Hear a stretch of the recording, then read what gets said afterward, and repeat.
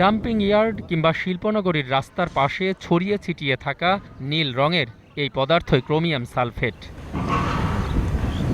পানিতে যদি 2 ppm-এর বেশি এই ক্রোমিয়াম সালফেটের মিশ্রণ ঘটে তাহলে দূষণ ছড়িয়ে পড়বে পুরো পানিতেই। ক্রমশ আক্রান্ত হবে মাটি, বাতাস আর সময়ের ব্যবধানে বিষাক্ত হবে তলদেশের পানি।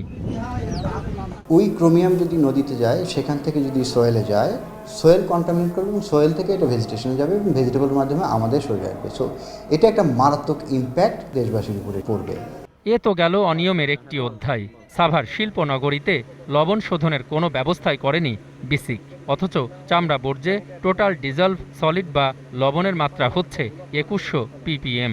বিষয়টি এমন যে 1 লিটার পানিতে লবণ থাকবে সর্বোচ্চ 2.1 মিলিগ্রাম, অর্থাৎ 1 লিটারে 3 গ্রামেরও কম। প্রত্যেকটা ট্যানারি ক্যাপাসিটি কিন্তু 2 থেকে 3 গুণ বৃদ্ধি করেই ওখানে আমরা যাচ্ছি।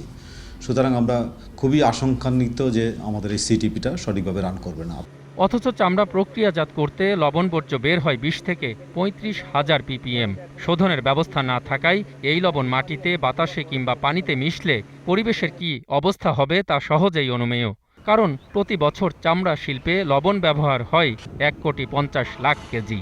ক্রম আমরা রিকভারি করে আবার আমরা রিইউজ করব। এই যে সাইকেলের প্যাটার্ন এখানে বলা হয়েছে ওর কাছাকাছিও নাই। ক্রোমিয়াম ট্রিটমেন্ট সঠিকভাবে শুরু না করে বিসিক বলছে যে তারা এখনো প্রস্তুত। এটা সত্যি আশ্চর্যের বিষয়।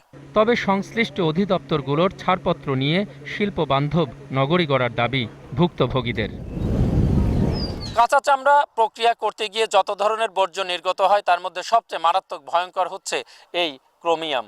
সাভারের চামড়া শিল্প নগরীতে এই ক্রোমিয়াম শোধনের কোনো ব্যবস্থাই এখন পর্যন্ত শুরু হয়নি, যে কারণে ভয়ঙ্কর এই ক্রোমিয়াম ফেলে রাখা হয়েছে ডাস্টবিনের সামনে, খোলা রাস্তাঘাটে কিংবা ডাম্পিং ইয়ার্ডে। আর এটি যদি কোনো না কোনোভাবে মানবদেহে প্রবেশ করে তার ক্যান্সার কিন্তু একেবারেই অনিবার্য। অখিল পোদ্দার, 21 টেলিভিশন, হেমায়তপুর, সাভার, ঢাকা।